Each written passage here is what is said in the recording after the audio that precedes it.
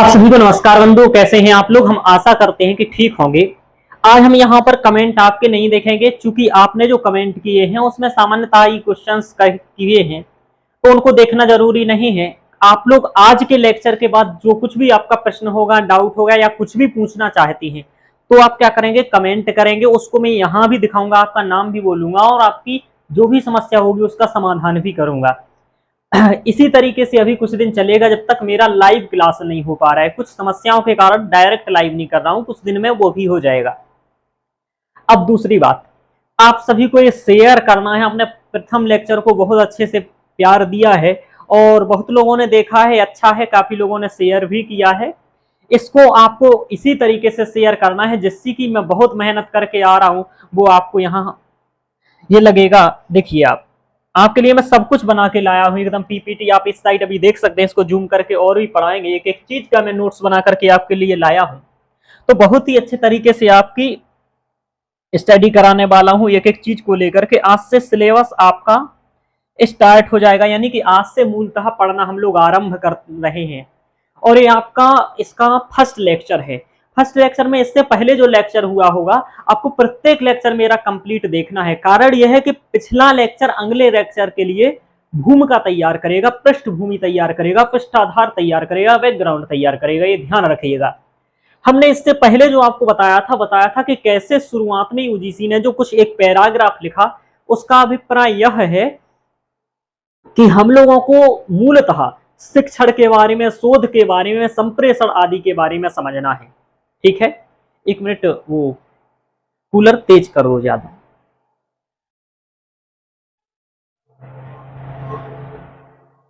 चलिए, तो हम लोगों को इसके बारे में समझना है कि संप्रेषण क्या है, शोध क्या है। ये सब हम लोगों ने कल देखा था। मैंने कहा था अगली क्लास में जब मैं आरंभ करूंगा तो सबसे पहले मैं प्रथम यूनिट का सिलेबस समझाऊंगा और उसके बाद आगे जस्ट पढ़ाना स्टार्ट कर दूंगा। ठीक है, ये इंग्लिश सिलेबस है, यहां से मैं आपको ये पढ़ाना स्टार्ट कर दूंगा। ये मैंने आपको कहा था। तो सिलेबस समझना और पढ़ाना, इसका स्टार्ट एक साथ ही करना है। अगले शुरुआत के 5 से 10 मिनट में, 15 मिनट में इस सिलेबस को हम लोग समझेंगे कि ये सभी लगा क्या है। उसके बाद हम लोग स्टार्ट करेंगे क्लास को पढ़ना। सिलेबस को बिना समझे आगे की आप 10-15 क्लास नहीं समझ पाएंगे। इस क्लास को 15 मिनट जो समझेंगे आप, उसी का व्यापक डिटेल्स में चर्चा अगले 15 लेक्चर में, 10 लेक्चर में, जितने में भी ये यूनिट हो पाएगी हम उतने में करेंगे। ध्यान रखिएगा, बहुत डिटेल्स से करेंगे, एक एक चीज को करेंगे। यहाँ क्वेश्चंस भी मैं लाया हूं, क्वेश्चंस भी आपको कराऊंगा। आज भी क्वेश्चंस आपको 10 क्वेश्चंस आज भी कराएंगे, जितना पढ़ाएंगे उसी से 10 क्वेश्चंस आपके करवाएंगे। चलिए,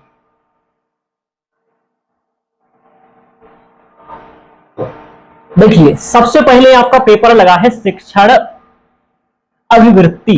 क्या लिखा है? शिक्षण अभिवृत्ति। मैंने बताया था अभिवृत्ति का मतलब होता है विचार, विचारधारा, आपकी उस बारे में सोच, यानी कि शिक्षण के बारे में आपकी क्या सोच है। ठीक है, शिक्षण के बारे में आपकी क्या सोच है, उसके बारे में आप कैसा सोचते हैं, क्या दृष्टिकोण है। अब आप कहेंगे शिक्षण का मतलब क्या होता है। अब हम लोगों को शिक्षण का मतलब समझना है, और शिक्षण का मतलब नहीं, 2 शब्दों का मतलब यहां हम समझेंगे। एक तो शिक्षण क्या होता है और अधिगम क्या होता है। इन दोनों से आपका पेपर में क्वेश्चंस पहले भी बना है, अभी भी बनेगा कि शिक्षण क्या है और अधिगम क्या है। अधिगम इसमें नहीं आएगा, अभी आगे दिखेगा आपको अधिगम। तो ये लिखा है शिक्षण, और यहां पर आप देखेंगे, देखिए ये शिक्षण और अधिगम, अधिगम में और शिक्षण में अंतर है। तो इसको आपको सबसे पहले यही समझना है, क्योंकि आपका यूनिट क्या लगा है, शिक्षण अभिवृत्ति। तो सबसे पहले आप शिक्षण समझो, शिक्षण होता क्या है। देखिए, शिक्षण मतलब आप ये समझो कि ज्ञान एवं कौशल को प्रवाहित करने वाले कार्य, प्रक्रिया एवं कला को शिक्षण कहते हैं। ये तो हो गया एक सामान्य बात। ठीक है, क्या कहते हैं? शिक्षण कहते हैं। शिक्षण मतलब सीधे शब्दों में आपको यहां बताता हूं।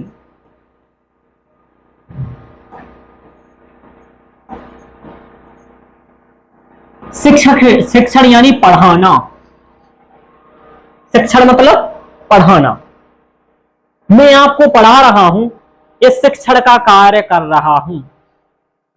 मैं क्या कर रहा हूं, ज्ञान, जो मेरे अंदर ज्ञान है, पेपर 1 का कौशल है, पढ़ाने की कला है, को प्रवाहित करने वाले कार्य, यानी कि जो कार्य है, मैं अपने ज्ञान को आप तक प्रवाहित कैसे कर रहा हूं, वो कार्य, वो प्रक्रिया और कला को शिक्षण कहते हैं। कुल मिलाकर के एक शब्द में यही हुआ ना कि सर जो आप पढ़ा रहे हो वही शिक्षण कराना है, यानी कि पढ़ाना ही शिक्षण कराना है, ये बात है। लेकिन ध्यान रखना, अधिगम ये नहीं है।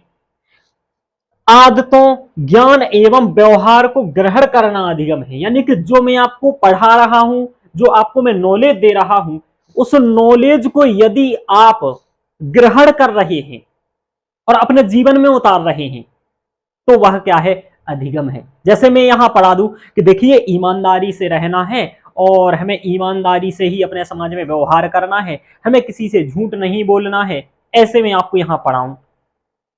अब आप अपने जीवन में इस बात को उतारें कि आप सड़क पर जा रहे थे, आपको एक बैग मिल गया, आपने उस बैग को उठाया, उसमें देखा कि कई सारे डॉक्यूमेंट्स हैं और आपने देखा कि उसमें मोबाइल भी है, उसमें पासवर्ड नहीं लगा हुआ है, तो आपकी जिम्मेदारी कि आप उसको क्या करें, कॉल करें और बताएं कि भैया आपका बैग मुझे मिला है, आप अपना ले जाइए। यदि आप ऐसा करते हैं तो ये है अधिगम, यानी कि सर ने जो क्लास में पढ़ाया था कि आपको ईमानदारी से रहना है, वही आपने जीवन के व्यवहार में भी प्रयोग किया और उसको अपने जीवन में धारण किया, जीवन में व्यवहार किया, जीवन में प्रयोग किया, यही है अधिगम। यानी कि लर्निंग मतलब सीखा, अधिगम मतलब पढ़ा, यानी कि टीचिंग, शिक्षण मतलब टीचिंग, मैंने टीचिंग कर दी, आपको पढ़ा दिया, लेकिन लर्निंग, अधिगम यानी कि आपने पढ़ लिया, सीख लिया उस चीज को, ये बात ध्यान रखना। तो इस शिक्षण में और अधिगम में सामान्य अंतर है। मैंने जो ईमानदारी वाला एग्जाम्पल देकर के आपको समझाया, जहां तक है आप समझ गए होंगे, यदि नहीं समझे हैं तो अभी और भी आगे समझते हैं। अब समझो, ये तो हमने समझा शिक्षण का अर्थ क्या है, मीनिंग इसका क्या है। पेपर में ये बात ध्यान रखना, जहां पर लर्निंग लिखा होगा उसको अधिगम कहेंगे, ये ध्यान रखना। इंग्लिश को भी थोड़ा सा ध्यान रखते जाना है। और जहां टीचिंग लिखा होगा उसे शिक्षण कहेंगे, यानी कि मैं क्या करा रहा हूं, टीचिंग करा रहा हूं। और अधिगम लर्निंग, यानी कि आप उस चीज को सीख रहे हैं। अब देखो, क्षेत्र मतलब किसका क्षेत्र व्यापक है, सीखने का, अधिगम का या शिक्षण का, ये पूछा जाएगा कि शिक्षण की अपेक्षा अधिगम का क्षेत्र व्यापक है। सही कथन है या गलत? तो आप कहेंगे सही है, बिल्कुल सही है भाई, शिक्षण का क्षेत्र अधिक व्यापक नहीं है, अधिगम का क्षेत्र अधिक व्यापक है। ध्यान रखना, क्यों नहीं है, क्योंकि देखो शिक्षण मतलब पढ़ाना, और पढ़ाएंगे क्या, आप केवल क्लास में पढ़ेंगे, टीचर से पढ़ेंगे, लेकिन एक बात ध्यान रखो, आप सीख तो सभी जगह पढ़ सकते हैं, माता पिता से भी सीखेंगे, गुरु से भी सीखेंगे, भाई से भी सीखेंगे, दोस्त से भी सीखेंगे, रिश्तेदारों से भी सीखेंगे, कॉलेज के अंदर सीखेंगे, स्कूल के अंदर सीखेंगे, कॉलेज के बाहर सीखेंगे, यानी कि आप कहीं घूमने जा रहे हो वहां सीखेंगे। तो अधिगम यानी कि लर्निंग का क्षेत्र व्यापक है, किसकी अपेक्षा, शिक्षण की अपेक्षा। ये आपको ध्यान रखना है, पॉइंट बना करके पूछा जाएगा कि निम्नलिखित कथनों पर विचार करें, और लिख देगा कि जहां शिक्षण में गुरु के द्वारा ज्ञान और कौशल प्रदान किया जाता है, वहीं अधिगम में उसको व्यवहारिक रूप में स्वीकार किया जाता है। क्या ये कथन सही है? तो जी बिल्कुल सही है। फिर दूसरा पूछेगा, उल्टा भी कर सकता है कि शिक्षण अधिगम के क्षेत्र की अपेक्षा शिक्षण व्यापक होता है। आप कहेंगे गलत, शिक्षण का क्षेत्र व्यापक नहीं है, अधिगम का क्षेत्र अधिक व्यापक है। ये बात आपको ध्यान रखनी है। समझ में आया? स्कोप, क्षेत्र मतलब स्कोप, अर्थ मतलब मीनिंग, इंग्लिश का थोड़ा सा आपको ध्यान रखना है ना। डिफरेंस में क्या है, अंतर के आधार पर देखिए प्रभाव क्या है अब इसका। अब देखो, शिक्षण प्राणी के व्यक्तित्व में केवल एक अंश को ही प्रभावित करता है कि आपने पढ़ा मुझसे और आपको उस पढ़ने के माध्यम से उस चीज का नॉलेज हो जाएगा। ठीक है, जैसे मैंने आपको पढ़ाया कि देखिए भाई, यदि आप किसी की हत्या करते हैं या किसी को मार देते हैं जान से, तो आपको इस प्रकार की धारा लगेगी, तो आपको उस चीज का केवल नॉलेज हो गया। अब यदि आप अधिगम नहीं करते हैं तो वो केवल आपको नॉलेज रहेगा कि हाँ मुझे इस चीज का नॉलेज है, और जीवन में आप उसे नहीं उतारेंगे। दूसरी उदाहरण समझ लो, आपको मैंने कहा पर्यावरण को स्वच्छ बनाना है और हमें जल प्रदूषण या वायु प्रदूषण नहीं करना है, ठीक है। अब लेकिन तो आपको केवल इसका नॉलेज हो गया, लेकिन आप कर रहे हैं, इसका मतलब यह है कि आपने शिक्षण तो लिया उसका, लेकिन उसको अधिगम नहीं किया।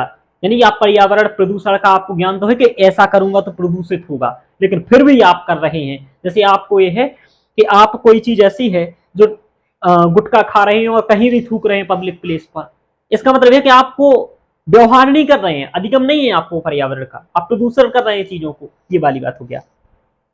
तो शिक्षण प्राणी के व्यक्तित्व में केवल एक अंश को ही प्रभावित करता है, अधिगम का प्रभाव संपूर्ण व्यक्तित्व पर दिखाई देता है। यानी कि आप व्यक्ति को देखते हो, है ना, और कोई व्यक्ति क्या कर रहा है, बहुत डिग्री वगैरह तो बहुत किया है, लेकिन गाली वगैरह दे रहा है गांव में लड़ाई में।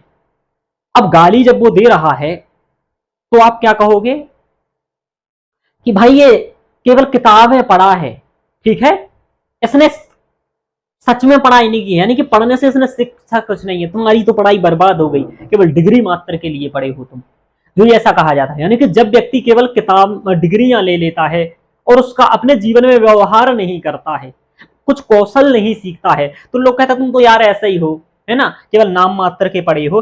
तो संपूर्ण व्यक्तित्व पर प्रभाव किसका पड़ता है, शिक्षण का या अधिगम का? अधिगम का। कार्य देखो, टास्क क्या है, शिक्षण एक सामाजिक कार्य है और अधिगम एक व्यक्तिगत कार्य है।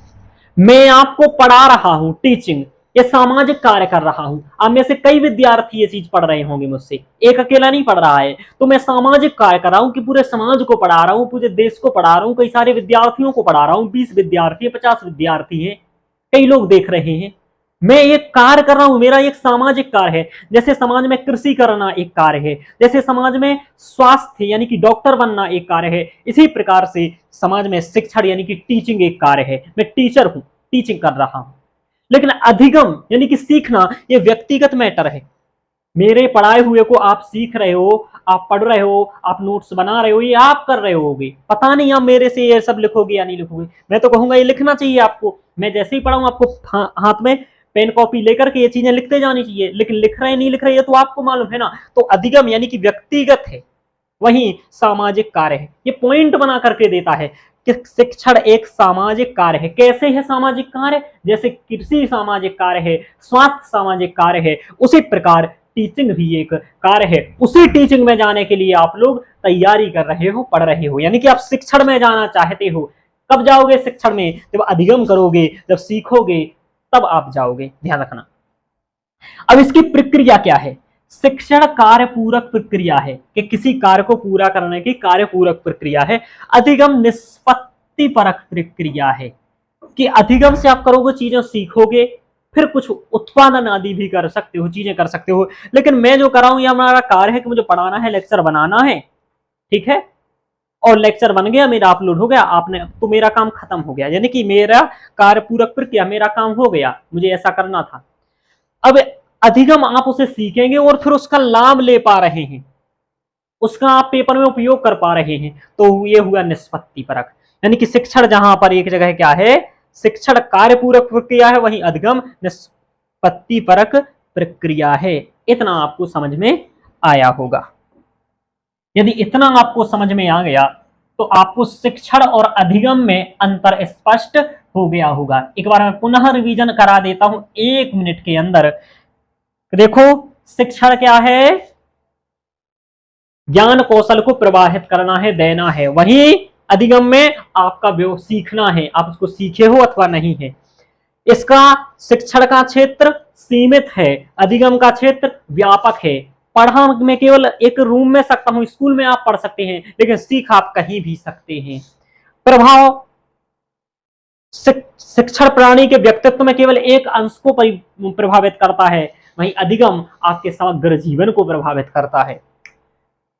शिक्षण एक सामाजिक प्रक्रिया है, सामाजिक कार्य है, वहीं अधिगम एक व्यक्तिगत कार्य है। अब आपको ऐसे कह सकता है कि निम्नलिखित अंशों पर विचार करें कि शिक्षण क्या है या अधिगम क्या है। ये दोनों इंपॉर्टेंट है आपके लिए। और चूंकि शिक्षण आपको समझना है तो शिक्षण का मतलब आपको समझ में आ गया होगा। शिक्षण मतलब सर पढ़ाना, इतना समझ में आया। और शिक्षण अभिवृत्ति का मतलब कि शिक्षक पढ़ाने के लिए हमें कैसा दृष्टिकोण होना चाहिए। देखो, एक जो टीचर होता है उसे जातिवादी नहीं होना चाहिए कि वो जाति के आधार पर, क्योंकि कई जातियों के लोग आपके पास आएंगे, ठीक है। अब आप उन पर जाति के आधार पर यदि देखेंगे तब तो आप भेदभावकारी हो जाएंगे, तब तो आप व्यक्तिनिष्ठ हो जाएंगे। आपको वस्तुनिष्ठ होना है, ठीक है, व्यक्तिनिष्ठ नहीं होना है, ठीक है, ये बात ध्यान रखिएगा। सॉरी, विषयनिष्ठ होना है, बस व्यक्तिनिष्ठ भी नहीं होना है। चलिए, तो इस शिक्षण मतलब पढ़ाना, तो आपको भेदभाव नहीं करना है, एक बात ध्यान रखिएगा। अब हम आगे चलते हैं। देखो, अब हमें समझना है कि शिक्षण की परिभाषा क्या है, शिक्षण और कैसा है। थोड़ा सा शिक्षण के बारे में हम समझ जाएंगे ना तो सिलेबस कंप्लीट समझेंगे। और ध्यान रखना, इसमें आपको शिक्षण ही शिक्षण पढ़ना है कंप्लीट यूनिट में, इसलिए शिक्षण की विशेषताएं लिखते जानी है। ये पेज कहाँ का है? ये पेज आपकी प्रसिद्ध बुक का है। प्रसिद्ध बुक मतलब मदान का है। तो जहां मदान की आवश्यकता होगी वहां मदान का पेज लाया जाएगा, जहां सर के नोट्स की आवश्यकता है वहां सर का नोट्स लाया जाएगा, और जहां पर किसी तीसरे सोर्स की आवश्यकता हो वहां तीसरा लाया जाएगा। आपको एजुकेशन क्वालिटी वाला प्रोवाइड किया जाएगा। ध्यान रखिए, देखो, शिक्षण अधिगम प्रक्रिया, शिक्षण अधिगम प्रक्रिया की उद्देश्यपूर्ण दिशा है। यानी कि शिक्षण, जब हम पढ़ाना पढ़ाएंगे तब तो आप सीखोगे। जब हम शिक्षण करेंगे, टीचिंग करेंगे, तभी तो आप अधिगम करोगे, सीखोगे। तो अधिगम प्रक्रिया, शिक्षण अधिगम प्रक्रिया की उद्देश्यपूर्ण दिशा है। यानी कि हम शिक्षण करा के क्या कराना चाह रहे हैं? सिखाना चाह रहे हैं आप लोगों को। यानी कि अधिगम का लक्ष्य कब पूर्ण होगा? जब हम पढ़ाएंगे। तो उद्देश्य है, यानी कि शिक्षण का उद्देश्य क्या है? अधिगम। पढ़ाने का उद्देश्य क्या है? कि आप लोग सीखो। शिक्षण का उद्देश्य अधिगम, यानी कि मेरे पढ़ाने का उद्देश्य है कि आप अधिगम करो, सीखो चीजों को। कंसेप्ट समझना है मेरे भाई, कंसेप्ट समझ गए ना तो पेपर में ऐसे क्वेश्चन एक एक समझ में आता जाएगा आपको। यानी कि शिक्षण का उद्देश्य क्या है? अधिगम कराना। शिक्षण का उद्देश्य क्या है? अधिगम कराना। शिक्षण अधिगम प्रक्रिया की उद्देश्यपूर्ण दिशा है। लाइन बहुत छोटी है लेकिन महत्वपूर्ण है कि शिक्षण का उद्देश्य क्या है? तो अधिगम प्रक्रिया कराना, यानी कि सिखाना, और सीखना जीवन भर लागू रहेगा। ये बात भी ध्यान रखिएगा, यानी कि अधिगम जीवन भर तक चलते रहेगा। शिक्षण आपका समाप्त हो सकता है, आप क्लास पूरी पढ़ सकते हैं, आपका कोर्स हो सकता है, आपके सर के लेक्चर हो सकते हैं, लेकिन आपका सीखना जीवन भर चलता रहेगा। अधिगम प्रक्रिया निरंतर चलती रहेगी। देखो, शिक्षण शिक्षकों के द्वारा, एक मिनट, थोड़ा सा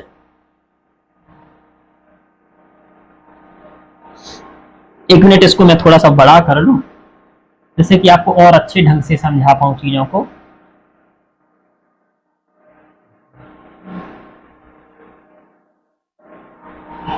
चलिए, अब मुझे लगता है और अच्छा दिखेगा, आपको थोड़ा सा बड़ा कर दिया।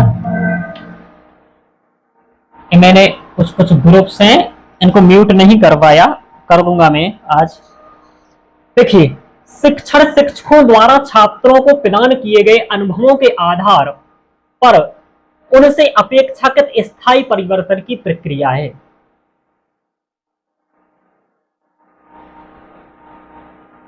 शिक्षण मैं आपको पढ़ा रहा हूं, शिक्षकों द्वारा यानी मेरे द्वारा छात्रों को यानी आपको प्रदान किए गए अनुभवों के आधार पर अपेक्षाकृत स्थायी परिवर्तन की प्रक्रिया है। यानी कि मैं क्या करना चाह रहा हूं? आपको पढ़ा रहा हूं, आप लोग पढ़ रहे हैं, तो मेरे जो अनुभव हैं उन अनुभवों को मैं आपको दे रहा हूं, और यदि आप उन अनुभवों को ग्रहण कर लेते हैं तो आपके जीवन में उनका प्रभाव ज्यादा होगा, स्थायी प्रभाव होगा। कैसे होगा? देखिए, आप कहते वो इस टाइप की विचारधारा का व्यक्ति है, जो जिस टाइप के लोगों के साथ रहता है उसकी विचारधारा भी उसी प्रकार की हो जाती है। ये बात ध्यान रखिएगा। तो वही कह रहा है कि स्थायी परिवर्तन है, शिक्षण के माध्यम से आपको मैंने पढ़ाया और अध्ययन के माध्यम से आपने सीख लिया, तो आप उसको स्थायी रूप से परिवर्तन की प्रक्रिया एक होती है। शिक्षण ज्ञान, अनुभव और वैज्ञानिक सिद्धांतों का दक्षता से समाज के लिए उपयोग में लाया जाना है। इससे हम विद्यार्थियों को सिखाने के लिए अनुकूल वातावरण तैयार करते हैं। यानी कि शिक्षण के माध्यम से हम अपने ज्ञान को सिखाते हैं, अपने अनुभव को सिखाते हैं और वैज्ञानिक सिद्धांतों को सिखाते हैं। यानी कि समाज में कैसे स्थिरता रहेगी, इस समाज के लिए आपको कैसा व्यवहार करना समुचित रहेगा, उचित रहेगा, वो सब चीजें इसमें सिखाई जाती हैं। इनकी भाषा थोड़ी सी कठिन है, इसलिए आपको बुक भी समझ नहीं आती होगी, पर मैं यहाँ एक एक पॉइंट आपको समझा दूंगा। तो अनुकूल वातावरण तैयार करना है, यानी कि मैं आपको कक्षा में अनुकूल वातावरण तैयार करूंगा, चीजों को समझाऊंगा, उसका महत्व बताऊंगा, पर्यावरण का महत्व बताऊंगा, तो आप सीख जाएंगे। एक मिनट आप लोग रुकिएगा। चलिए, शिक्षण एक योजनाबद्ध गतिविधि है। इसकी प्रभावशीलता इस बात पर निर्भर करती है कि शिक्षार्थी यानी कि जो शिक्षा ग्रहण कर रहा है कि कितनी सुगमता, सफलता और शुद्धता से विषय वस्तु को ग्रहण करते हैं। यानी कि मैं कितना अच्छा पढ़ाता हूं इससे आप नहीं सीखोगे, आप कितने अच्छे से पढ़ते हो उससे आप पढ़ पाओगे। यानी कि ये एक योजनाबद्ध गतिविधि है। योजनाबद्ध कैसे है कि एक चरणबद्ध तरीके से चलना पड़ता है। पहले मैंने आपको पहला लेक्चर में सिलेबस समझाया, अभी मैं सिलेबस समझाऊं, अभी मैं आपको शिक्षण मात्र समझा रहा हूं कि शिक्षण क्या है। शिक्षण मतलब पढ़ाना, तो ये योजनाबद्ध तरीके से है। तो आपको एक सेंटेंस बना के पेपर में दे दिया जाएगा, शिक्षण ये एक योजनाबद्ध गतिविधि है। सही है या गलत है? कहोगे बिल्कुल सही है। इसके माध्यम से क्या होता है, इसका प्रभाव अधिगम पर तभी पड़ेगा जब विद्यार्थी क्या करेगा, सही से सुनेगा, सरलता से समझेगा और उसको विषय वस्तु को ग्रहण करेगा। यानी कि अधिगम तभी हो पाएगा, सीख आप तभी पाओगे जब आप क्या करोगे, उसको ग्रहण करोगे, कार्य करोगे। कहा जाता है श्रद्धावान लभते ज्ञानम, क्या कि श्रद्धावान लभते ज्ञानम। एक मिनट, मुझे यहाँ गर्मी बहुत पड़ रही है तो मुझे ये उतारना पड़ेगा आज।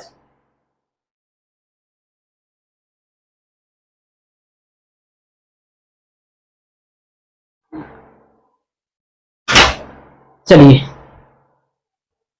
अब देखिए, शिक्षण पूर्व निर्धारित उद्देश्यों को प्राप्त करने के लिए, देखो जो शिक्षण कराया जाता है उसमें पहले कोई उद्देश्य होते हैं। मैं आपके ऊपर पढ़ रहे हो ये क्योंकि आप यूजीसी नेट के पहले पेपर में बेहतर अंक प्राप्त कर पाओ। तो एक पूर्व निर्धारित उद्देश्य को प्राप्त करने के लिए शिक्षार्थी, शिक्षक और अन्य चरों को सुव्यवस्थित तरीके से संगठित करने की प्रक्रिया है।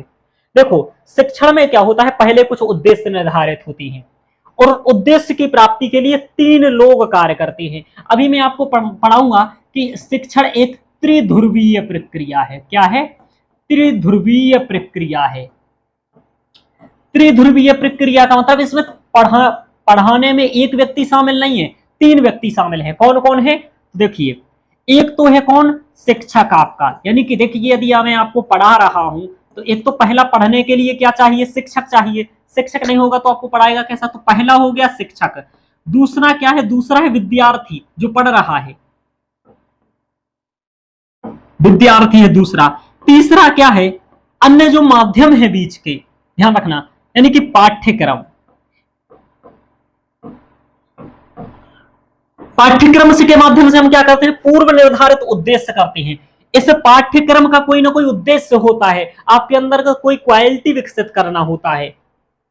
ठीक है, तो इस पाठ्यक्रम के उद्देश्य को पूर्ण करने के लिए आप मेरी ये बकवास सुन रहे हो और मैं आपको ये सुना रहा हूं। यानी कि पूर्व शिक्षण यानी कि पढ़ाना पूर्व निर्धारित उद्देश्यों को प्राप्त करने के लिए शिक्षार्थी यानी आप, शिक्षक यानी मैं और अन्य चरों को सुव्यवस्थित करने से संगठित है। अन्य चर में पाठ्यक्रम इत्यादि आ जाता है। ठीक है, कुछ लोग कहते हैं शिक्षण द्विध्रुवीय प्रक्रिया है, यानी कि शिक्षक और शिक्षार्थी हो तो पढ़ जाएगा।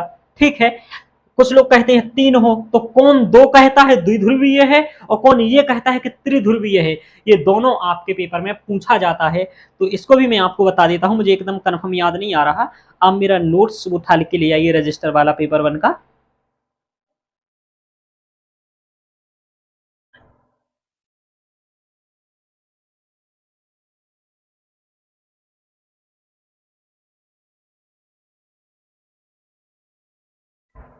तो ये आपको इतना समझ में आया। आगे हम लोग और भी समझते हैं चीजों को।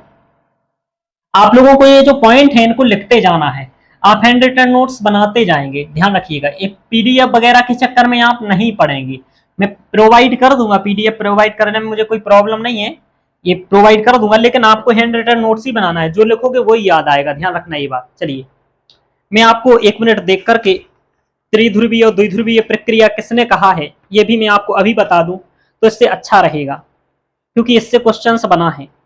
जॉन डीवी ने कहा है त्रिध्रुवीय प्रक्रिया है, वहीं एडम स्मिथ ने कहा द्विध्रुवीय प्रक्रिया है। तो जॉन डीवी ने कहा, लिख लीजिए आप नोट्स में, यहीं पर अभी पढ़ाया इसलिए, अभी और भी बताएंगे। नाम लिख लीजिए इनका, जॉन डीवी, इसने कहा त्रिध्रुवीय प्रक्रिया है। एक बार पूछी गई है ये बात, इसलिए मैं आपको लिखा रहा हूं। त्रिध्रुवीय, 3 ध्रुव कौन कौन से हैं? एक है शिक्षक, दूसरा है विद्यार्थी, ठीक है, और तीसरा है पाठ्यक्रम यानी कि सिलेबस। अब जॉन डीवी ने क्या कहा कि इसके बाद एडम स्मिथ ने कहा,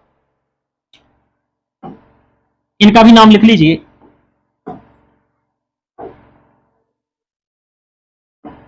एडम स्मिथ। इन्होंने कहा शिक्षण द्विध्रुवीय प्रक्रिया है, द्विध्रुवीय, थोड़ा सा गलत लिख गया, प्रक्रिया आप लोग लिख दीजिएगा द्विध्रुवीय, यानी कि यहां त्रि की जगह द्वि बना दीजिए और बाकी ऐसा ध्रुवीय लिखना है। तो शिक्षण एडम स्मिथ कह रहे हैं द्विध्रुवीय, यानी कि ये पाठ्यक्रम को हटा देते हैं कि भाई टीचर हो विद्यार्थी हो तो पढ़ जाएगा। भाई पहले के जमाने में यही होता था, टीचर चाहिए आपको और आप हो, दोनों आमने सामने बैठ करके पढ़ लो, है ना। लेकिन अब क्या हो गया, पाठ्यक्रम भी, यानी कि जब अनौपचारिक शिक्षा होती थी, जब स्कूल वाला कंसेप्ट नहीं था तो पाठ्यक्रम नहीं बनाते थे, और पाठ्यक्रम नहीं बनाते थे तो तक्षशिला जैसे विद्यालयों में क्या किया जाएगा, भाई विद्यार्थी चाहिए और शिक्षक चाहिए, शिक्षक जो पढ़ा रहा है, जो अनुभव दे रहा है वो आप ले लीजिए। समझ में आ रहा? तो पाठ्यक्रम की बाध्यता नहीं थी। अभी मैं एस.सी. वर्मा को सुन रहा था, आप लोग जानते होंगे एस.सी. वर्मा को, बहुत प्रसिद्ध विद्वान है भारत के, फिजिक्स बहुत अच्छे स्तर पर पढ़ाते हैं, उनको पद्मश्री आदि भी शायद मिल चुका है, कन्फर्म मिल चुका है ना। तो अब जो मिला है वो बहुत विद्वान है। वो कहते थे बचपन में मैं पढ़ता था ना, तो मुझे ये समझ में नहीं आता था सिलेबस वाला, मैं पढ़ता तो था लेकिन पेपर होते थे तो मैं फेल हो जाता था। 6वीं में फेल हो गए, 7वीं में फेल हो गए, 8वीं में फेल हो गए, और आज बहुत मतलब भारत के फिजिक्स के क्षेत्र में मतलब सबसे बड़े विद्वानों में एक वो है, ध्यान रखिए। तो ये वाली बात है कि द्विध्रुवीय प्रक्रिया है और ये कहते हैं त्रिध्रुवीय प्रक्रिया है। तो नाम याद रखना है, द्विध्रुवीय यानी कि शिक्षक और विद्यार्थी, त्रिध्रुवीय यानी कि शिक्षक विद्यार्थी और पाठ्यक्रम, इन दोनों ने ये बात कही है। पेपर में सेंटेंस देकर के पूछ लेगा कि शिक्षण एक त्रिध्रुवीय प्रक्रिया है, ऐसा किसने कहा है? जॉन डीवी ने। शिक्षण द्विध्रुवीय प्रक्रिया है, किसने कहा है? एडम स्मिथ ने। ये बात आपको याद रखनी है। अब मैं यहां से ये मिटा देता हूं क्योंकि और भी चीजें आपको पढ़ानी है मुझे, तो आप लोग ये लिखते जाएंगे, जो मैं लिखाते जाऊंगा एक्स्ट्रा बातें जो इस नोट्स के अलावा भी होंगी। चलिए अब देखिए, नोट्स अकेले में सब कुछ समाहित नहीं हो सकता। अब देखो, शिक्षण छात्रों द्वारा वांछित ज्ञान, शिक्षण छात्रों द्वारा वांछित ज्ञान और कौशल को सीखने एवं अधिग्रहण करने की प्रक्रिया है। यानी कि शिक्षक क्या करते हैं? वांछित ज्ञान, यानी कि जो उन्हें इच्छित ज्ञान हो, जो वो चाहते हैं वो लेते हैं, यानी कि वांछित ज्ञान। कौशल सीखने और उसे अधिग्रहण करने, यानी कि आप कुछ कौशल सीखते हो, जैसे ये पढ़ोगे तो क्या सीखोगे? एक तो पढ़ाना भी सीख सकते हो, आप टीचिंग सीख सकते हो कि सर ऐसे पढ़ाते हैं, मैं भी ऐसे पढ़ाऊंगा, तो कौशल सीखोगे, ज्ञान भी प्राप्त करोगे। जैसे आपने अभी ज्ञान प्राप्त किया कि त्रिध्रुवीय प्रक्रिया है शिक्षण, किसने कहा? तो जॉन डीवी ने कहा। द्विध्रुवीय किसने कहा? एडम स्मिथ ने कहा। तो क्या करोगे? वांछित ज्ञान भी लोगे, कौशल भी सीखोगे, और अधिग्रहण करने की प्रक्रिया है जिसमें वे समाज में बेहतर जीवन यापन कर सके। पढ़ना क्यों है भाई? क्योंकि नौकरी लग जाए। नौकरी क्यों? क्योंकि शादी हो जाए, शादी हो करके आपको क्या बोलेगा? शादी बढ़िया हो जाएगी तो आपको सुंदर नारी मिलेगी, सुंदर नारी मिलेगी तो आपकी शादी मतलब इज्जत हो जाएगी, वैसे ही आपकी नौकरी लगते ही इज्जत हो जाएगी, है ना। तो ये क्या है कि समाज में बेहतर जीवन यापन कर पाओगे, नौकरी लगेगी, वो कहेगा, है ना। हमारा नेता कैसा हो, है ना, यानी कि हमारा जीजा कैसा हो, है ना, तो नौकरी लगा समझ रहे हैं, तो नौकरी का जो समाज में वो चल रहा है, यानी कि नौकरी लगा हो भाई तभी शादी होगी, तो समाज में बेहतर तरीके से जीवन यापन आप कर पाएंगे। अब ये समझाने की जरूरत नहीं है क्योंकि आप सब जानते हैं ये बात। चलिए, तो ये शिक्षण के बारे में है। अभी शिक्षण के बारे में कंप्लीट यूनिट में अपन नॉलेज लेते रहेंगे, पीवाई क्यों करेंगे उससे भी नॉलेज लेते रहेंगे। ये तो मैंने आपको बस शिक्षण बताया कि शिक्षण है क्या। शिक्षण एक शब्द में पढ़ाना है, अधिगम एक शब्द में सीखना है। यदि मैं पढ़ा रहा हूं तो मैं टीचिंग कर रहा हूं, और यदि आप उस चीज को अपने जीवन में उतार रहे हैं, धारण कर रहे हैं, अधिग्रहण कर रहे हैं, तो आप लर्निंग कर रहे हैं, यानी कि अधिगम कर रहे हैं, यही है। चलिए, तो इतना समझ में आया। अब आ जाइए सिलेबस पर। अब आपको समझाया जाएगा सिलेबस, यानी कि अभी सिलेबस नहीं समझा है, अब सिलेबस समझेगा कि शिक्षण अभिवृत्ति, कि शिक्षण अभिवृत्ति यानी कि शिक्षण यानी कि आपको टीचर बन के क्या करना है, पढ़ाना है। तो पढ़ाने के बारे में एक आपका अच्छा दृष्टिकोण होना चाहिए, और पढ़ाना है तो कुछ चाहिए ना पढ़ाने के लिए, कि बिना उसके पढ़ा लोगे। पढ़ाने के लिए बहुत कुछ चाहिए आपको, ठीक है। तो क्या क्या चाहिए पढ़ाने के लिए सर, वही तो ये सब सिलेबस लगा है। क्या क्या चाहिए अब आपको बताता हूं।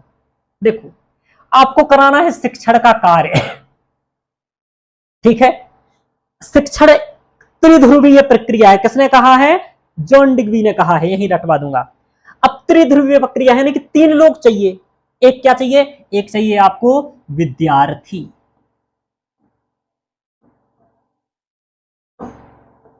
एक चाहिए शिक्षक, ये चाहिए। 2 चीजें तो कम से कम चाहिए। एक चाहिए पाठ्यक्रम, इसके अलावा भी कई सारी चीजें चाहिए, ठीक है, लेकिन ये तो 3 इंपॉर्टेंट हैं। तो देखो, शिक्षक चाहिए और एक पाठ्यक्रम चाहिए, एक शिक्षक को कौशल चाहिए पढ़ाने के लिए, भाई पढ़ाना भी तो आना चाहिए ना, कौशल चाहिए। एक उसे क्या चाहिए कि भाई संसाधन चाहिए पढ़ाने के लिए, क्या चाहिए, संसाधन चाहिए। समझो, ये कंप्लीट सिलेबस समझ जाओगे। आपको क्या चाहिए, ये आप कह रहेंगे इधर उधर क्यों लिख रहे हैं सर, 1 2 3 4 5 और संसाधन चाहिए, चाहिए कि नहीं चाहिए। अब देखो, एक परीक्षा प्रणाली भी होना चाहिए, यानी कि मूल्यांकन पद्धति। परीक्षा प्रणाली क्यों होती है, मूल्यांकन के लिए होती है। जैसे कि उसने जो आपको साल भर में पढ़ाया, आपने वो सीखा या नहीं की, सीखा, यानी कि मूल्यांकन ही क्या है, अधिगम है, ध्यान रखना। तो शिक्षक चाहिए, विद्यार्थी चाहिए, पाठ्यक्रम चाहिए, पढ़ाने का कौशल आना चाहिए, संसाधन चाहिए, तभी पढ़ा पाएंगे ना। समझो, मेरे पास आप लोग हो, यानी कि विद्यार्थी हो, मैं शिक्षक हूं, मेरे पास पाठ्यक्रम है, यानी कि ये जो आपको दिख रहा है ये पाठ्यक्रम है जो मैं पढ़ा रहा हूं यूजीसी का। कौशल है, यानी कि जो मैं आपको ये पढ़ा रहा हूं, ये मैंने पढ़ाने का कौशल है तभी पढ़ा रहा हूं। संसाधन में क्या चाहिए, ये जो डिजिटल बोर्ड पर पढ़ रहे हो ये संसाधन है, ये रिकॉर्डिंग हो रही है कैमरे से, ये है। परीक्षा और मूल्यांकन पद्धति चाहिए, यानी कि अभी आपको फिर हम क्वेश्चंस कराएंगे, पीवाईक्यू कराएंगे, आज ही आपसे क्वेश्चंस कराएंगे, तो वो हमें क्या चाहिए, मूल्यांकन पद्धति, यानी कि ये चीजें चाहिए। ये आप लोग करोगे पढ़ाने में, इससे कोई अलग थोड़ी ना कर दोगे, तो इसके लिए इतनी चीजें चाहिए, ये यहां लगा है। अब देखो, आपको जो पढ़ाने का कौशल चाहिए, पढ़ाने के मूलभूत सिद्धांत क्या है, वो आपको समझना है, और पहले में वही लगे हैं, ठीक है। पढ़ाने के मूलभूत सिद्धांत क्या है, जैसे कि समझो, अवधारणाएं। अवधारणाओं का मतलब होता है कि पढ़ाने के लिए आपको कैसे सीखोगे, नॉलेज व्यक्ति कैसे लेता है, अवधारणाओं में ये बताया गया है। जैसे आपको रचनावादी अवधारणा है, ठीक है, प्रकृतिवादी अवधारणा है, अस्तित्ववादी अवधारणा है, ये सब अवधारणाएं हैं जो अभी हम लोग आगे पढ़ेंगे। तो ये अवधारणा यानी कि आपको कैसे पढ़ाना है, ये अवधारणाएं हैं, तो इनको समझेंगे। आपको शिक्षण का, टीचिंग का उद्देश्य क्या है, क्यों पढ़ाना चाहते हो, ये आपको पता होना चाहिए। जैसे मैं आपको क्यों पढ़ाना चाहता हूं, मुझे पता है कि आप लोग क्या करोगे, आप लोग अच्छे से नॉलेज लोगे पढ़ाने के बारे में, जैसे कि आगे आप लोग पढ़ाओगे तो और अच्छा पढ़ा पाओगे, और आप भी अच्छे समझदार हो पाओगे। यानी कि आप समझदार बनोगे, फिर आप और आगे वाली पीढ़ी को समझदार बनाओगे। तो ये क्या है कि शिक्षण अवधारणा, तो उद्देश्य क्या है? कई सारे उद्देश्य हैं। तो शिक्षण का उद्देश्य क्या होता है, पढ़ाने का उद्देश्य क्या है? ये है, ये बात आपको पहले से पढ़ा है कि पढ़ाने का उद्देश्य क्या होगा। उसके ज्ञान में वृद्धि हो जाए, वो अच्छे नैतिक पहलू सीख जाए, ऐसी कई सारी चीजें, वैज्ञानिक दृष्टिकोण हो जाए उसका, सामान्य बातें हैं। अब क्या होता है, पढ़ाना है लेकिन अलग अलग स्तर के विद्यार्थी होंगे। भाई कोई इतना छोटा बच्चा है, आप एक प्रोफेसर बन गए, आपको एक स्कूल में भेजाया जा रहा है कि प्रोफेसर साहब विद्वान हैं और बच्चों को समझाना है, तो आप बच्चों को किस स्तर से समझाएंगे? बड़ी बड़ी बातें नहीं करेंगे आप बच्चों के साथ कि दार्शनिक सिद्धांत से समझाने लगे, ओशो की बात करने लगेंगे, सांख्य योग न्याय की बात करने लगेंगे, मतलब बड़े स्तर पर विज्ञान की बात करने लगे, नहीं करेंगे। आपको इस बच्चे का स्तर देखना पड़ेगा कि उसका किस स्तर का बच्चा है, स्मरण शक्ति, समझ का स्तर और विचारात्मक स्तर, यानी कि 3 स्तर बताए गए हैं। और आप 3 स्तर किस आधार पर बने हैं? जिस आधार पर शिक्षा पद्धति बनी है। कैसे बनी है? प्राथमिक एजुकेशन, प्राइमरी, माध्यमिक एजुकेशन और उच्च शिक्षा, 3 वर्ग में बटी है। तो ये यहां पर है, ठीक है, यही यहां पर है कि स्मरण, प्राइमरी, समझ, माध्यमिक, विचार, उच्च शिक्षा कॉलेज के स्तर पर। तो तीनों स्तर के विद्यार्थी की एज अलग अलग होगी, उनकी समझ का स्तर अलग होगा, उसी अकॉर्डिंग आपको काम करना पड़ेगा।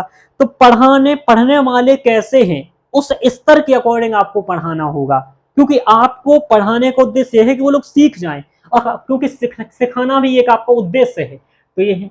अब पढ़ाने की विशेषताएं क्या है, यानी कि टीचिंग करा रहे हो तो कुछ विशेषताएं होती है टीचिंग की, कि टीचिंग में ये चीजें शामिल होना चाहिए। तो विशेषताएं क्या है? अब आप खुद सोचो, आपको टीचर बनना है और टीचिंग की विशेषताएं पता नहीं है, कैसे बनोगे भाई? जैसे मैं टीचर बना हूं तो मेरे क्वेश्चन तो इसलिए सही होते हैं क्योंकि मैं ये विशेषताएं अपने अंदर ग्रहण किया हूं, तो ये विशेषताएं भी जरूरी है।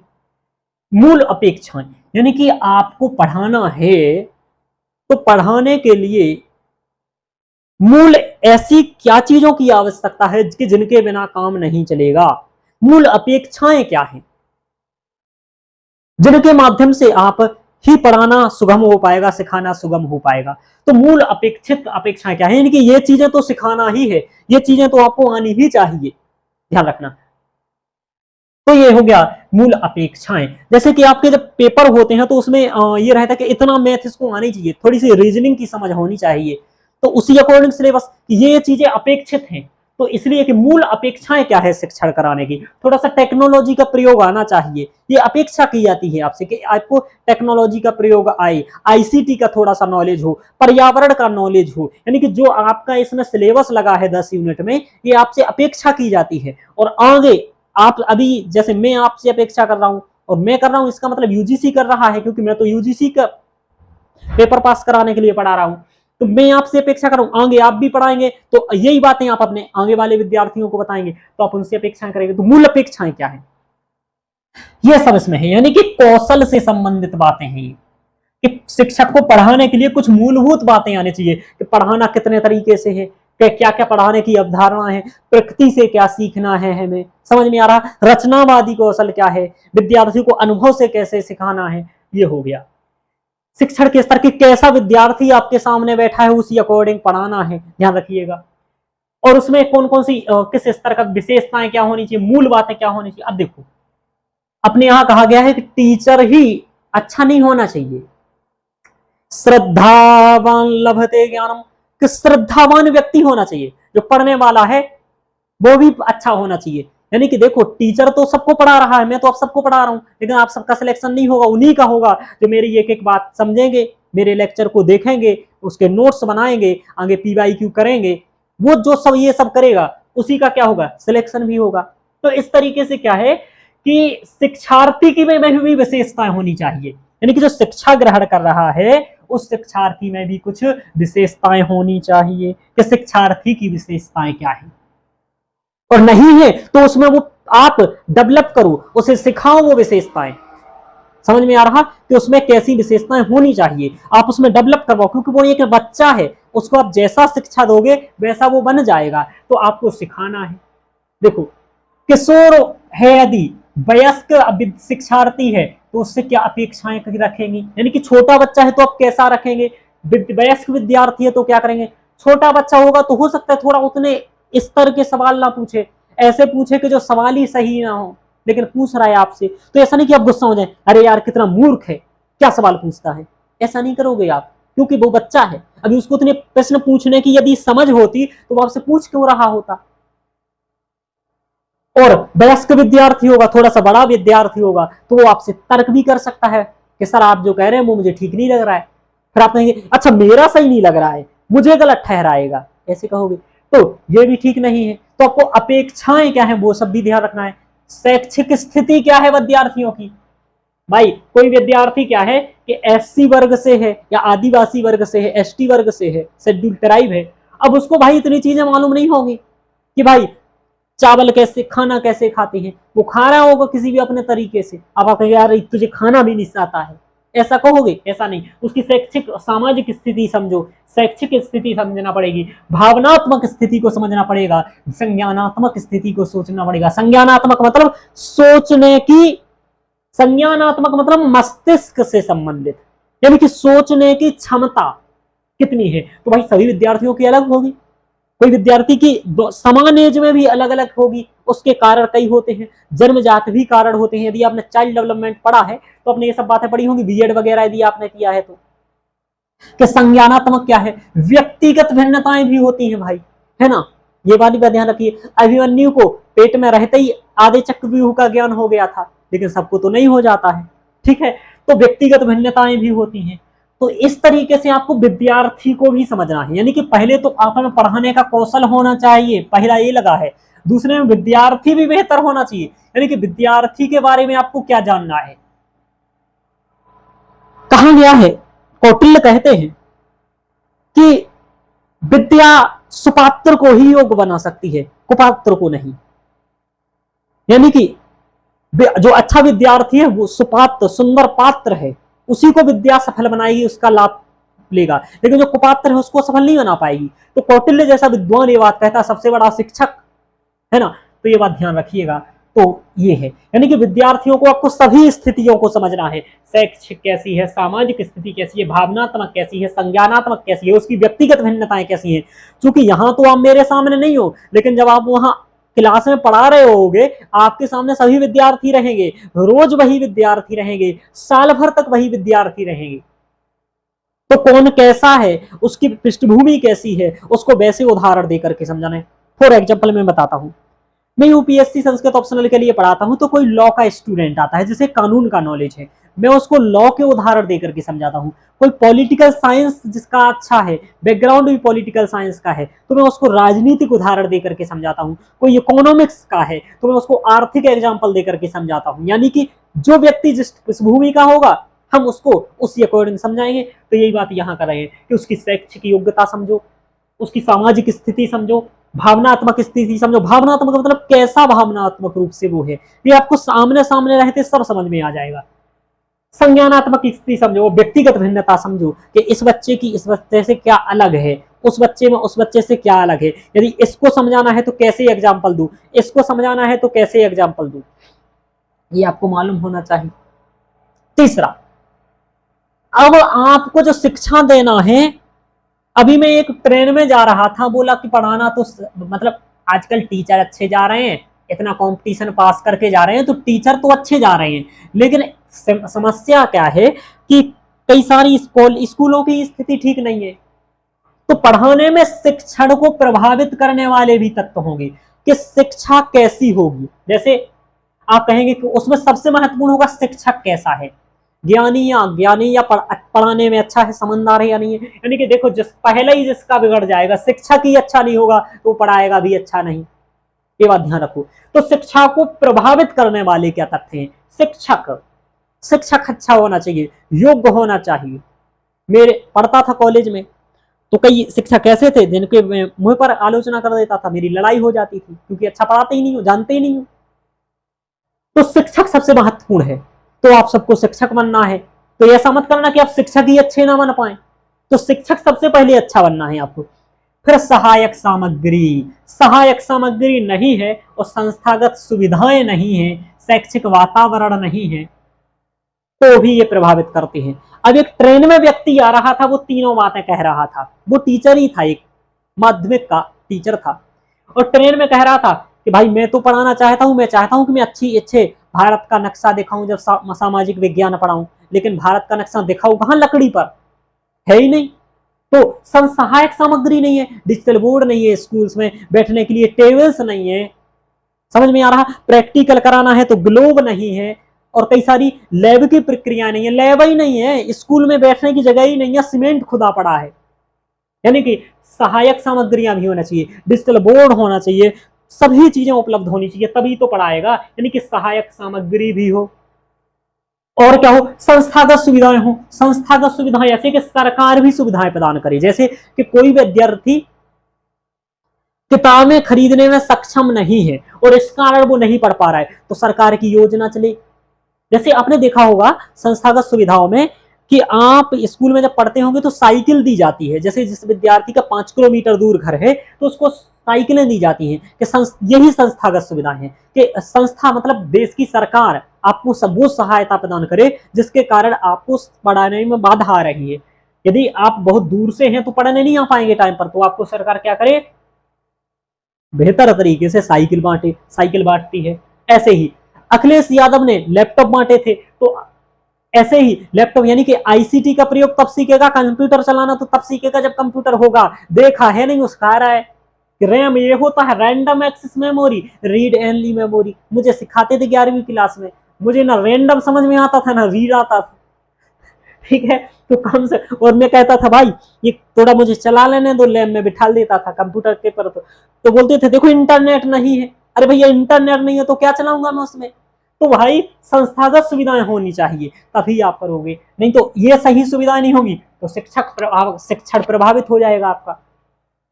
शैक्षिक वातावरण भी होना चाहिए, यानी कि वहां के माँ बाप भी पढ़ने के लिए अपने बच्चों को प्रेरित करें, वहां सभी बच्चे पढ़ें, ऐसा वातावरण भी होना चाहिए। वहां टीचर हैं, मोटिवेशन देने आ रहे हैं लोग, बड़े बड़े शिक्षकों को बुला रहे हैं, कलेक्टर जा रहे हैं, यानी कि शैक्षिक वातावरण बेहतर उन्नत कोटि का होना चाहिए तभी बच्चे पढ़ेंगे। बोले प्राइवेट स्कूल में अच्छी पढ़ाई होती है, क्यों होती है, क्योंकि वो लोग पैसे लेते हैं, बढ़िया वातावरण बनाए रखते हैं, संस्थागत सुविधाएं यानी कि स्वयं से संसाधन बनाए रखते हैं, तो ये सब बनाए रखते हैं। यानी कि ये सभी चीजें, तो जितने भी शिक्षण को प्रभावित करने वाले तर्क हैं वो सब आपको मालूम होना चाहिए, ठीक है। इसमें आपको ये पढ़ना है। अब आगे है उच्च अधिगम संस्थाओं में शिक्षण की पद्धति। अब देखो ये तो हो गया सामान्य बात की शिक्षा को प्रभावित क्या करते हैं। अब आपको हायर एजुकेशन देना है, कॉलेज के मास्टर बनना है, तो यही होगी उच्च अधिगम संस्थाएं। उनमें शिक्षण की पद्धति क्या है, शिक्षण की कई पद्धतियां होती हैं। एक व्याख्यान विधि होती है, ठीक है, जिसमें जो कि भारत में चलती है। भारत में क्या होता है, टीचर आता है कहता है कैसे हो बच्चों, ठीक हो, चलिए आज हमको चैप्टर पढ़ना है 8 नंबर, इसमें पढ़ेंगे हम खाद्य प्रसंस्करण के बारे में। खाद्य प्रसंस्करण का मतलब इंग्लिश में होता है फूड प्रोसेसिंग। ऐसे आकर के व्याख्यान देगा, आप कहेंगे सर ये फूड प्रोसेसिंग कैसे होता है, चुप हट।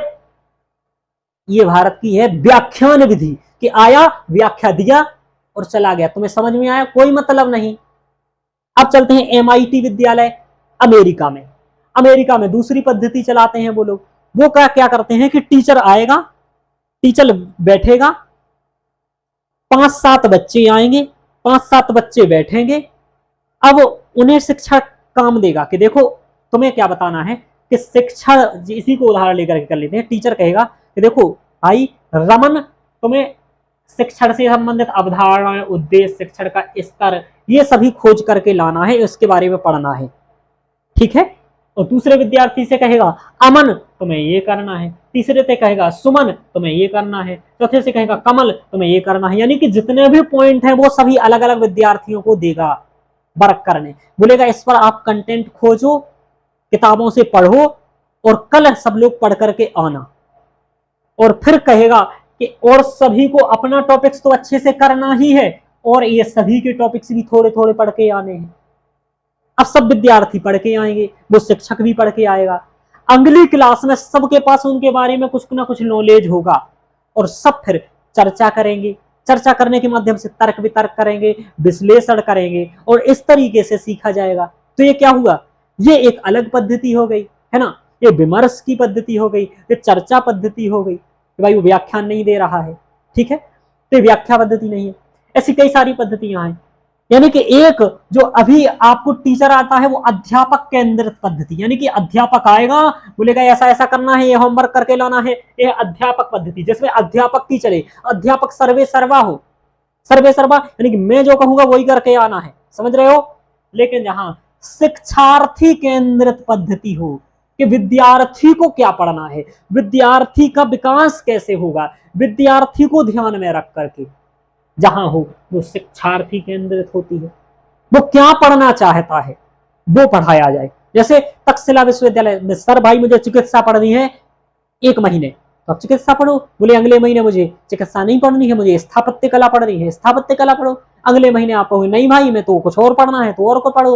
यानी कि शिक्षार्थी केंद्र, जो उसे पढ़ना है वो पढ़ाओ, ये शिक्षार्थी केंद्रित हो गया। या फिर ऐसा भी शिक्षार्थी केंद्रित होता है कि शिक्षार्थी की तहत आप चीजों को पढ़ाओ। कि शिक्षार्थी कह रहा है कि सर आज मुझे ये चीज समझ में नहीं आई है, आप ये समझा दीजिए, मुझे ऐसा समझ नहीं आया है, ये समझा दीजिए, उस अकॉर्डिंग चलो। जैसे मैं टेस्ट सीरीज कराता हूं जब यूपीएससी का, तो विद्यार्थियों के अकॉर्डिंग कराता हूं। विद्यार्थी क्या कहते हैं कि मैं विद्यार्थियों से कहता हूं आप लोग क्या करेंगे कि अपना ये लेक्चर्स देख करके आएंगे और फिर आपको टेस्ट लिखना हो, आप मुझे बता दीजिएगा आप किस चीज का टेस्ट लिखना चाहते हैं। जैसे दर्शन का टेस्ट लिखना चाहेंगे तो मैं दर्शन का टेस्ट प्रोवाइड कर दूंगा और अगले दिन आपको बुला करके चेक कर दूंगा।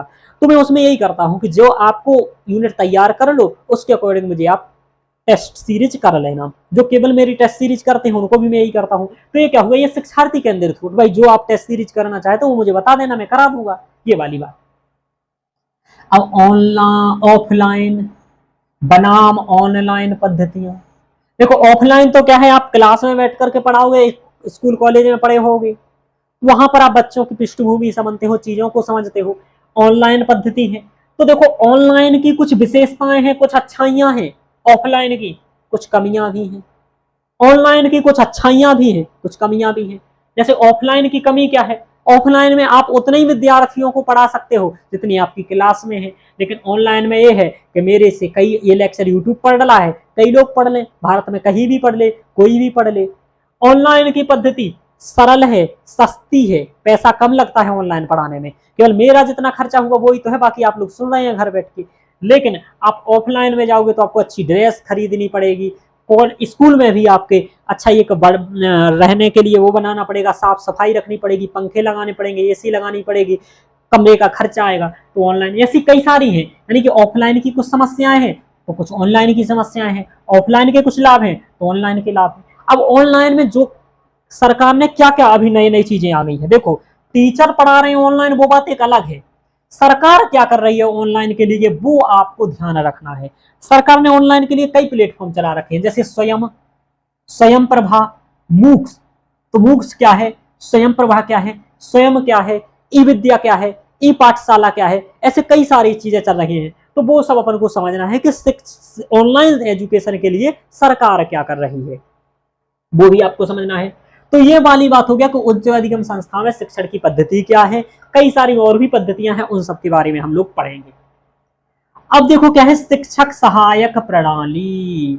शिक्षक को सहायता चाहिए भाई, वरना वो नहीं पढ़ेगा। एक तो चाहिए क्या, सरकार की सहायता, संसाधनों की सहायता तो चाहिए, उसके अलावा शिक्षण की सहायक सामग्री, यानी कि शिक्षण सहायक सामग्री। मैं पढ़ा रहा हूं तो उसके लिए सहायक प्रणाली क्या है, जैसे कि परंपरागत, आधुनिक और आईसीटी आधारित। मैं पढ़ा किस तरीके से रहा हूं, मेरे पास चीजें कैसी हैं, परंपरागत, आधुनिक या आईसीटी आधारित। तो शिक्षण सहायक सामग्रियां चाहिए। जैसे अभी मुझे क्या है कि पढ़ाना है ऑनलाइन, तो ऑनलाइन पढ़ाने के लिए आईसीटी आधार पढ़ाना है, आधुनिक तरीके से पढ़ाना है, तो क्या चाहिए मुझे, मेरे पास पैनल हो, मेरे पास बेहतर कैमरा हो, मेरे पास कैमरे के अलावा लाइटिंग सिस्टम हो, मेरे पास लाइटिंग सिस्टम के साथ परमानेंट लाइट आए। जैसे अभी लाइट चली जाएगी मान लो, तो लेक्चर यहीं खत्म हो जाएगा बीच में, ठीक है। और कई बार ऐसा होता है, मैंने कल से आज तक लेक्चर बनाया, 3-4 बार मेरे साथ ये हुआ, तो 5-7 मिनट का लेक्चर बन गया, लाइट चली गई। अब मेरे यहाँ भाई मेरे पास इतना सेटअप ही नहीं है कि लाइट मेरे पास परमानेंट रही, यानी कि लाइट चली जाएगी तो मेरी भी चली जाएगी, पर मेरा ऐसा इन्वर्टर वगैरह का सिस्टम होना चाहिए। तो वो सब चीजें होती हैं। तो वही है कि भाई आधुनिक आईसीटी आधार के सहायक प्रणाली चाहिए। परंपरागत पद्धति के लिए क्या चाहिए, हॉल चाहिए, आपको गांव में भी पढ़ाना है तो हॉल चाहिए, सीटें चाहिए, पानी की व्यवस्था चाहिए, वॉशरूम चाहिए, कई सारी चीजें, आग ना लग जाए, ना लगे उसके लिए चीजें चाहिए, सरकार से परमिशन लेना चाहिए, कई सारी चीजें होती हैं। तो परंपरागत होती हैं, कुछ आधुनिक है, कुछ आईसीटी आधारित। तो शिक्षण सहायक प्रणालियां क्या है वो भी हम लोगों को यहाँ पर समझना है इसमें। अब क्या है लास्ट में क्या होता है कि आपने पढ़ा दिया, सब सभी चीजें सही हो गई, आप टीचर अच्छा मिल गया, विद्यार्थी अच्छा मिल गया, शिक्षा के लिए प्रभावक जो तत्व है, कोई समस्या भी नहीं आई, पढ़ा दिया, साल भर निकल गया, अच्छी पद्धति से आपने विद्यार्थी के अंदर पढ़ा दिया। अब क्या हुआ, शिक्षण सहायक प्रणालियां भी मिल गई, आपको डिजिटल बोर्ड भी मिल गया। लास्ट में आप देखोगे जो साल भर आपने कथा बांची है उसका लाभ क्या हुआ है ना। रामायण में राम मरा या रावण, तो कह रहा है राम ही मरा शायद तो ये हाल ना हो, यानी कि उसके लिए आपको परीक्षा करानी है, मूल्यांकन। तो मूल्यांकन कैसे कराओगे, ये भी एक बहुत बड़ी बात होती है।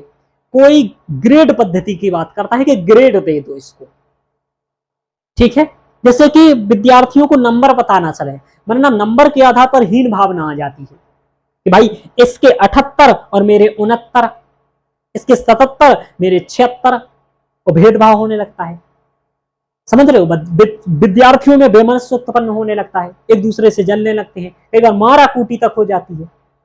तो ग्रेड आधारित पद्धति भी है एक मूल्यांकन की। एक मूल्यांकन की पद्धति यह भी है कि प्रैक्टिकल करा के देख लो। मौखिक पद्धति है, एक मौखिक इंटरव्यू कर लो, साक्षात्कार वाली पद्धति। एक वो पद्धति है जो लिखित पूछ लो, आप समझ में आ रहा, आप लिखित पूछ लो, वैकल्पिक पूछ लो, ग्रेड आधारित, कई सारी मूल्यांकन की पद्धतियां हैं। वो कौन कौन सी हैं, कितने प्रकार हैं, ये पढ़ना है। मूल्यांकन के तत्व, यानी कि मूल्यांकन में मूल बातें क्या होना चाहिए, आप किन चीजों का मूल्यांकन करोगे, यानी कि मूल्यांकन के मूल तत्व क्या हैं, उनको पढ़ना है हम लोगों को। उच्च शिक्षा में विकल्प आधारित क्रेडिट प्रणाली में मूल्यांकन, जो विकल्प आधारित होती है, उच्च के विकल्प चुनना है तो क्रेडिट मूल्यांकन। कंप्यूटर आधारित परीक्षा होती है, जैसे आप एनटीए के तहत जितनी परीक्षा देते हैं, है ना, जैसे नीट की परीक्षा देते हैं, सीयूईटी की परीक्षा देते हैं, आप यूजीसी नेट की परीक्षा देते हैं, तो ये सब कंप्यूटर आधारित है। तो एक कंप्यूटर आधारित परीक्षा प्रणाली का क्या मतलब है, ध्यान रखिएगा। तो ये इसमें क्या समस्या है, इसकी क्या व्यवस्था है, कौन कराता है।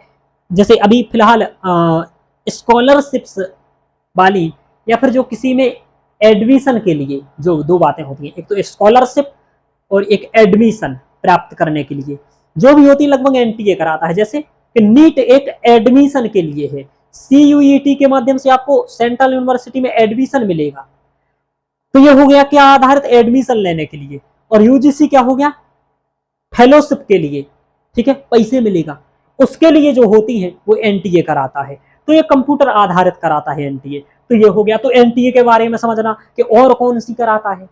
मूल्यांकन पद्धतियों में नवाचार, नया तरीके क्या हो सकते हैं मूल्यांकन के, ठीक है। पहले कहता था मैं आपसे 10 क्वेश्चन पूछूंगा, 5 बता लोगे तो पास हो, 3 बता लोगे तो पास हो। इस तरीके से मूल्यांकन की और भी पद्धतियां क्या हो सकती हैं, तो जितनी भी पूरे देश में, भारत में, अमेरिका में, इंग्लैंड में, जापान में चलती हैं, वो सब समझेंगे अपन, है ना। चलिए, तो ये है, इतना आपका पाठ्यक्रम है और ये आपको पढ़ना है। यहाँ पर समझ में आ रहा, ये आपका है पाठ्यक्रम यूनिट 1 का। तो इतना आपको शिक्षण अभिवृत्ति यानी कि पढ़ाने के लिए क्या क्या चाहिए, तो उसी के बारे में मैंने समझाया कि शिक्षक में कुछ कौशल होने चाहिए, वो पहला वाला है। विद्यार्थी में कुछ विशेषताएं होना चाहिए, दूसरा पॉइंट है। पाठ्यक्रम वगैरह यानी कि शिक्षण को जो प्रभावित तत्व करते हैं वो बेहतर हो। संसाधन वगैरह यानी कि संसाधन इसमें आ जाएंगे, ये संसाधन ही है, संसाधन बेहतर हो, और मूल्यांकन पद्धति बेहतर हो, ठीक है, ये है। तो ये जो आपने सभी देखे यानी कि पढ़ाने से संबंधित है। मैं पढ़ाऊंगा तो ये क्या होगा, शिक्षण, टीचिंग, आप सीखोगे, अपने व्यवहार में उतारोगे, ये क्या होगा, अधिगम यानी कि लर्निंग। ये यहाँ का मूलभूत तत्व था। अभी तक हम लोगों ने क्या समझा, सिलेबस समझ लिया यूनिट 1 का। अब आपको क्या करना है, एक एक लेक्चर्स में हम इन सभी टॉपिक्स पर डिटेल्स में समझेंगे। अभी तो हमने बहुत छोटी बातें की, अभी ये बातें समझाई कहां है मैंने आपको, जो ये है अभी तो ये मैंने केवल बताया है कि ये क्या होता, मूल्यांकन क्या होता है, कितने प्रकार का होता है, मूल्यांकन कितने तरीके से कर सकते हैं, जो हमारे यहाँ परीक्षा होती है। इसके अलावा मैंने बताया मूल्यांकन में लिखित परीक्षा हो सकती है, साक्षात्कार हो सकता है, मौखिक हो सकता है आमने सामने, और भी कई हो सकते हैं। तो क्या क्या हो सकते हैं वो सब है। अब हम लोगों को अगले लेक्चर में क्या करेंगे, शिक्षण, ये वाला पोर्शन हम लोग पढ़ने का प्रयास करेंगे, और ये पोर्शन अगले 2 लेक्चर या 3 लेक्चर में हो जाएगा।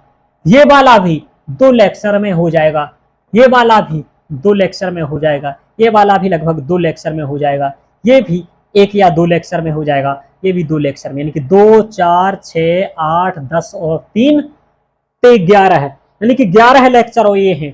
फिर इन सभी के पीवाईक्यू करने हैं, तो 8-10 लेक्चर पीवाईक्यू को कर लेंगे, तो आपकी ये यूनिट से कुछ भी नहीं छूटेगा, सब कुछ बहुत अच्छे तरीके से हो जाएगा। किसी ने आपको ऐसा सिलेबस नहीं समझाया होगा ऐसा, और समझाया होगा तो उस महान गुरु के लिए मेरी तरफ से भी धन्यवाद कि ऐसे ही समझाना है चीजों को, ठीक है। ऐसे जो शिक्षक अच्छे से पढ़ाते हैं। देखिए जब मैं पढ़ता था ना, अभी भी मैं पढ़ता हूँ, तो मैं यही चाहता था कि कोई टीचर पढ़ाए ना तो सबसे पहले मुझे वो उसी यूनिट का सिलेबस 1 घंटे समझा दे। यदि उसने 1 घंटे सिलेबस समझा दिया ना, तो वो टीचर नहीं पढ़ाएगा तो मैं खुद पढ़ लूंगा, है ना, किताब से भी समझ में आ जाएंगे, लेकिन कम से कम मूल बात तो पढ़ा दे। तो जो मूल बात पढ़ाई जा सकती है वो मैंने आपको यहाँ पर पढ़ा दी है। अब हम लोगों को क्या करना है अगले में, जस्ट अगले लेक्चर में हम लोग क्या करेंगे, ये इंग्लिश में पाठ्यक्रम है, तो जो विद्यार्थियों को मैंने यहाँ समझाया, आप इंग्लिश चाहते हैं तो ये इंग्लिश पाठ्यक्रम आप पढ़ सकते हैं। इसके बाद ये हमने समझा दिया, इसका नोट्स आपने बना लेना है। इसके बाद मैंने आपको ये भी समझा दिया, इसका नोट्स बना लेना है, 4थे पेज तक हमने बना लिया है। इसके आगे हम लोग पढ़ना स्टार्ट करेंगे कि शिक्षण की परिभाषाएं क्या है। देखो हम लोग तो शिक्षण समझ गए हैं कि शिक्षण क्या होता है, मैं पढ़ा रहा हूं यही शिक्षण होता है, लेकिन भैया मॉरिसन अपनी परिभाषा देते हैं, बीओ स्मिथ अपनी देते हैं, क्लार्क अपनी देते हैं, एलन गेज अपनी देते हैं, बीएफ स्किनर अपनी देते हैं, और ये अपनी देते हैं। यूजीसी नेट ने 2021 में बीओ स्मिथ की परिभाषा पूछ लिया, मध्य प्रदेश सेट में, एमपी सेट में बीएफ स्किनर की परिभाषा पूछ लिया। तो इनकी परिभाषाएं पूछी जाएंगी, सर की थोड़ी ना पूछी जाएंगी। ये जेम्स की पूछ लेगा, बर्टन की पूछ लेगा। तो आपको ये 8 से 10 परिभाषाएं शिक्षण की क्या है वो कल मैं आपको अगले लेक्चर में पढ़ाऊंगा, और यहीं से हम लोग अगला लेक्चर स्टार्ट करेंगे। तो आज के लिए शेयर करना है और स्टेटस लगाना है। देखो सर्दी नहीं हुई है सर को इतनी क्लास पढ़ाने के बीच में, ये बहुत बड़ा वो समझो लाइट नहीं गई है, दोनों का धन्यवाद करो, लेक्चर को शेयर करो। बहुत मेहनत से ये लेक्चर बनाए जा रहे हैं और इसी तरीके से कंप्लीट पढ़ा दिया जाएगा यदि आप लोग सहयोग करोगे, स्टेटस लगाओगे और इसको एकदम